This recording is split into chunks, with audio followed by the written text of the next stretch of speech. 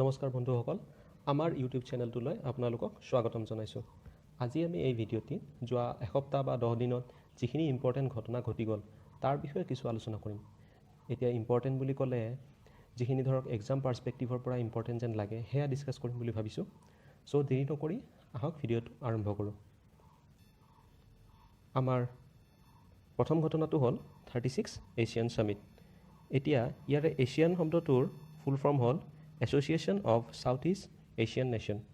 ইয়াৰ 36 সংখ্যক বাইএনুৱেল ছামিটখন ভিয়েটনামত অনুষ্ঠিত হৈছিল 26 জুন 2020 তাৰিখে। ইয়াক বাইএনুৱেল কোৱাৰ কাৰণটো হ'ল এই এছিয়ান ছামিটখন যিখন হয় সেইখন বছৰত দুবাৰকৈ অনুষ্ঠিত হয়, আৰু এইবাৰৰ যিখন 26 জুন তাৰিখে হৈছে সেইখন একচুৱেলি এপ্ৰিলতে হোৱাৰ কথা আছিলে, কিন্তু ক'ভিড-19 পেণ্ডেমিকৰ কাৰণে এইখন পিছুৱাই 26 জুনলৈ পিছুৱাই দিয়া হ'ল। আৰু এইখন এখন ভাৰ্চুৱেল ছামিট আছিলে under the chairmanship of Vietnamese PM।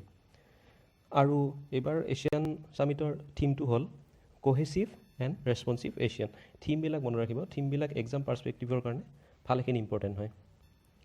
তো নেক্সট ঘটনাটো চাওঁ। Liverpool FC on the English premier league. ইংলেণ্ডত যিটো টপ টায়াৰ ফুটবল যিটো লীগ থাকে, ধৰক আমাৰ ইণ্ডিয়াত যেনেকৈ ISL বা আই লীগ থাকে, তো সেনেকুৱা ইংলেণ্ডত যিটো হয় এইটো ইংলিছ প্ৰিমিয়াৰ লীগ বুলি কয়।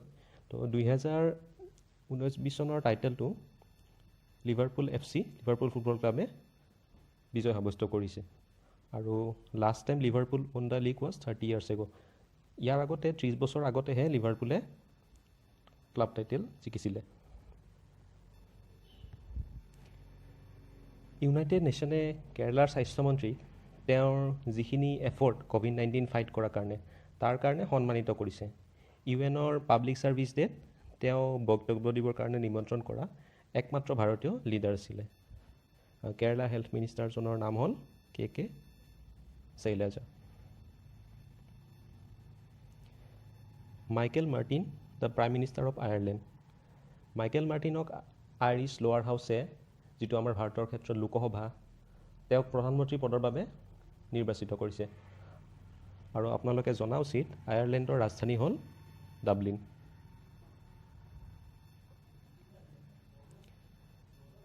নেশ্যনেল এণ্টি ডপিং এজেঞ্চিৰ প্ৰথম এটা এপ লঞ্চ কৰিছে স্পৰ্টছ মিনিষ্টাৰ কিৰেণ ৰিজিজুৱে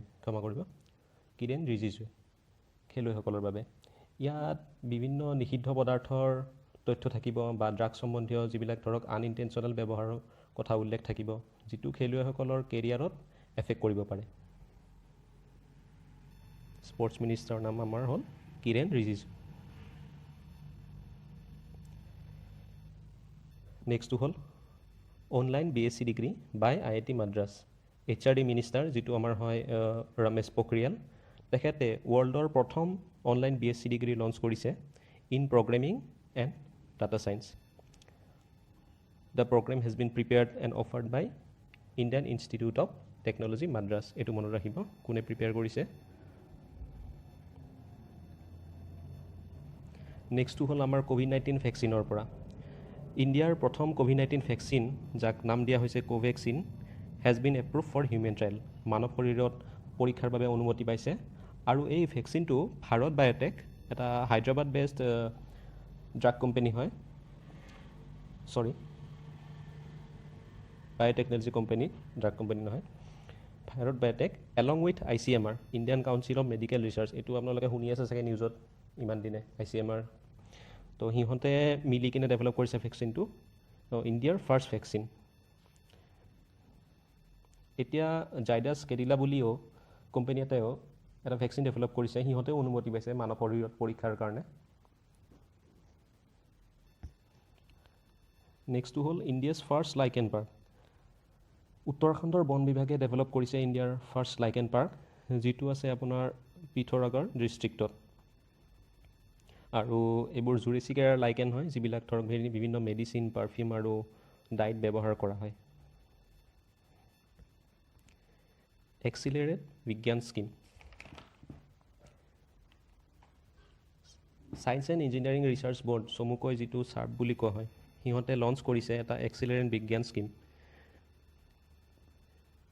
ই বিভিন্ন ৰিচাৰ্চ ইণ্টাৰ্ণশ্বিপ ৱৰ্কশ্বপ আৰু কেপাচিটি বিল্ডিং প্ৰগ্ৰেমৰ কাৰণে এখন প্লেটফৰ্ম দিব।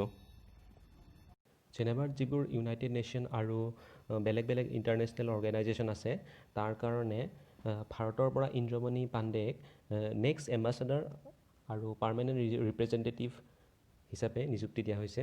তেওঁ সোনকালে নিজৰ কাৰ্যভাৰ গ্ৰহণ কৰিব। নেক্সট আছে ফ্ৰেন্স PM ৰিজাইন। ফ্ৰেন্সৰ যিজন ফৰ্মাৰ PM এডুৱাৰ্ডো ফিলিপে তেওঁ ৰিজাইন কৰিছে ইতিমধ্যে জুলাই 3, 2020 চনত আৰু বৰ্তমান ফ্ৰান্সৰ প্ৰধানমন্ত্ৰী হ'ল জীন কাষ্টেক্স। নেক্সটটো হ'ল world allergy week. World allergy week 28 জুনৰ পৰা 4 জুলাই 2020 চনত লৈকে পালন কৰা হৈছিলে বাই ৱৰ্ল্ড এলাৰ্জি অৰ্গেনাইজেশ্যন, যাৰ হেডকোৱাৰ্টাৰ আছে মিলৱাকি, ইউনাইটেড ষ্টেটছ। আৰু এইবাৰ ৱৰ্ল্ড এলাৰ্জি উইকৰ থিমটো হ'ল allergy care does not stop with COVID-19। Next হ'ল new invention by NASA. NASA has invented a wearable that pulses that's meant to alert user when they are about to touch their face।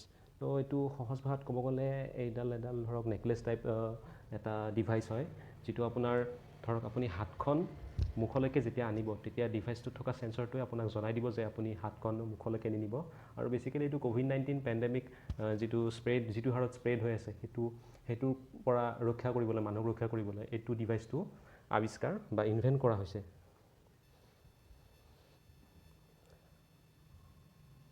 আত্মনিৰ্ভৰ Bharat app.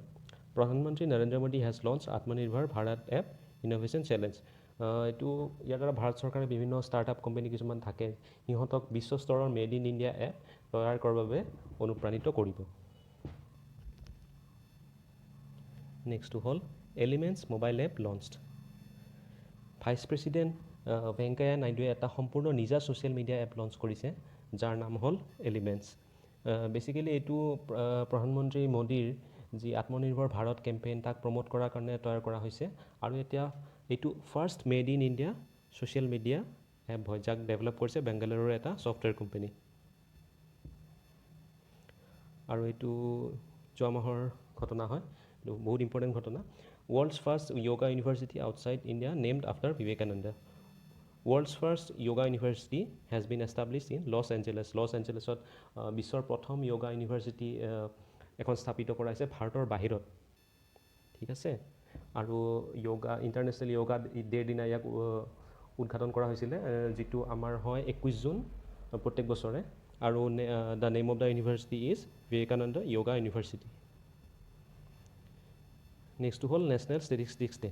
National statistics day প্ৰত্যেক বছৰে 29 জুনত পালন কৰা হয়। আৰু এই বছৰৰ নেশ্যনেল ষ্টেটিষ্টিক্স ডেৰ থিমটো আছিলে good health and well being and gender equality. তো বন্ধুসকল, আজি আমাৰ ভিডিঅ'টো ইমানতে শেষ কৰিলোঁ। ধন্যবাদ।